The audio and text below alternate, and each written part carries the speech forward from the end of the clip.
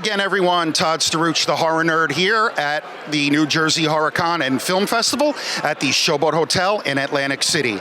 I have the distinct honor of sitting here with the legendary icon, Adrienne Barbeau. Adrienne, how are you? I'm well, thank you. I'm really happy to be here, and I'm having a good time.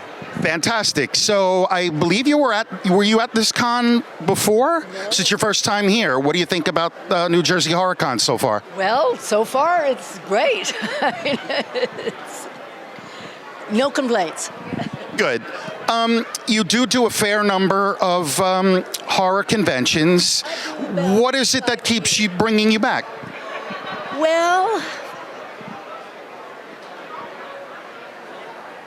it's really, we get a lot of gratification from hearing how the fans respond to the work that we've done.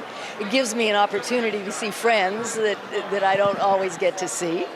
And I enjoy them. I enjoy talking to the fans, and I do about five or six a year at the most, And I'd never been in Atlantic City, so, I got to walk on the boardwalk. Well, welcome to Atlantic City, New Jersey. Are you much of a gambler at all? I don't gamble at all. I don't drink. I don't smoke, but at least this casino, I thought, oh my God, we're going to a casino and I'm going to have a hard time breathing. But this one is beautiful, clean and beautiful. Yeah, so you're in luck, the fact that it's not even a casino anymore. So it's a little weird. They have all the neon, but no games or anything. So it's a little strange.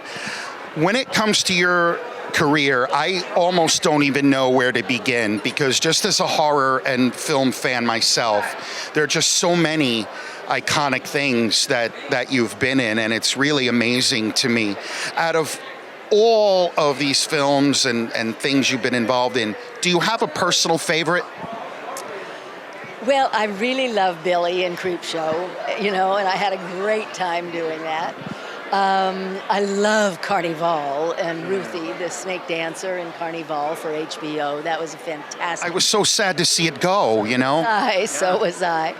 I love Escape. I love, The Fog. I've had a good time doing a lot of these movies.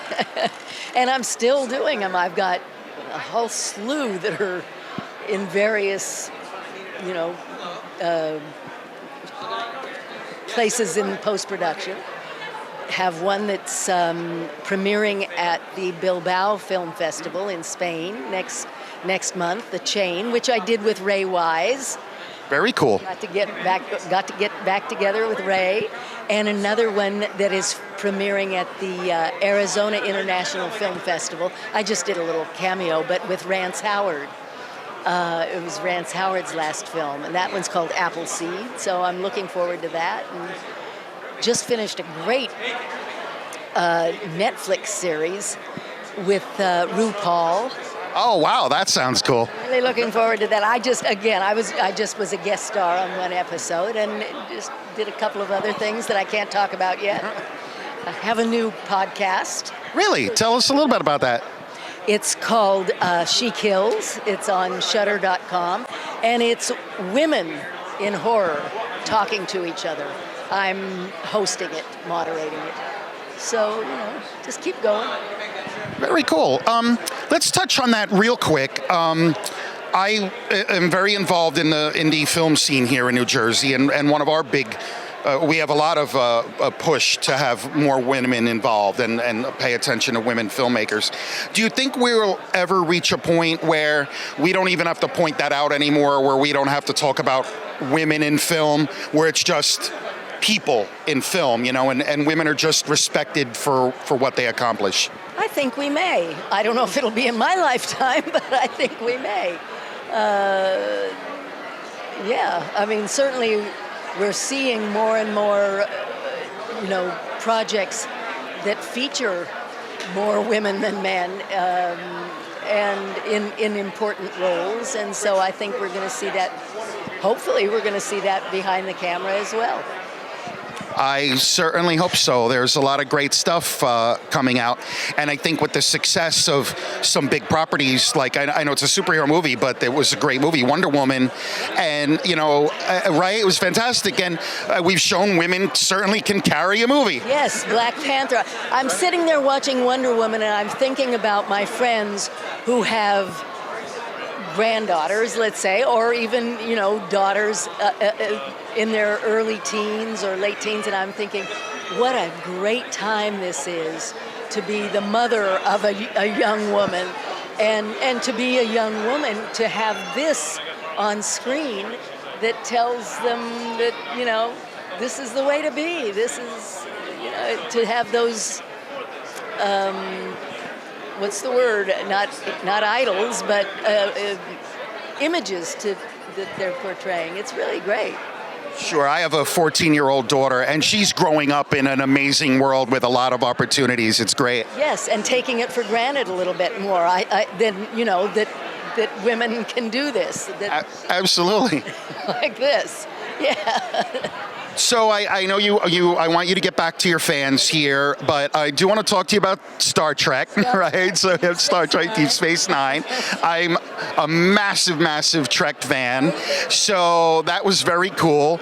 Any particular insight or stories about your time on Deep Space Nine? Well, what was interesting to me was years after I had done it, and I think it was probably at a con, someone brought up a trading card with my character, Senator Kretak, asking me to sign it. And I said, sure. And I looked at it and I thought, wait a minute, that's not my face.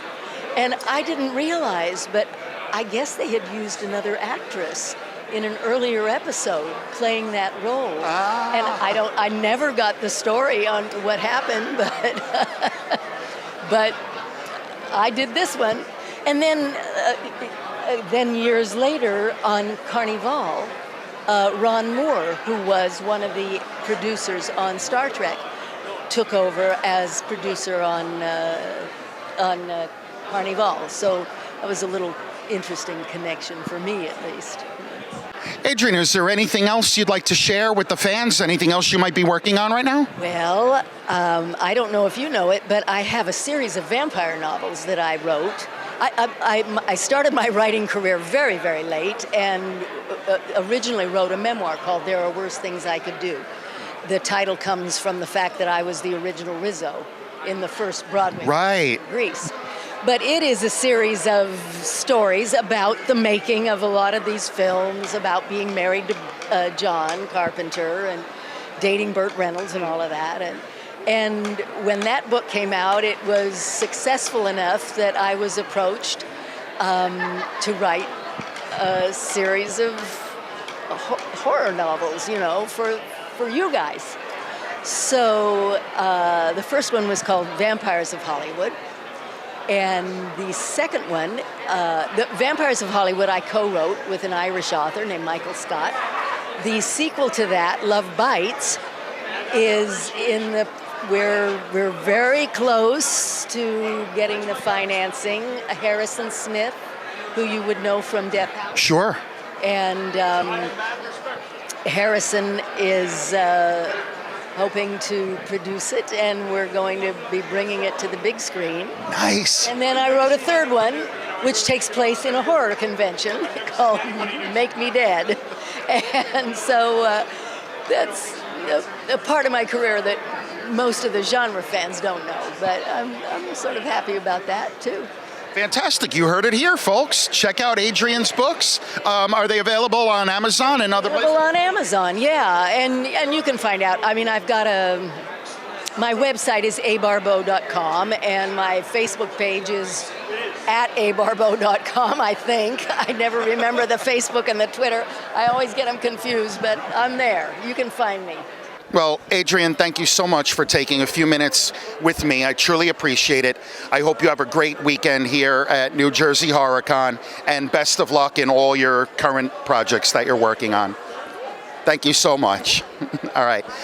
Thanks for watching, everybody. The legendary Adrienne Barbeau from New Jersey HorrorCon and Film Festival in Atlantic City, New Jersey, and we'll see you all in the next interview.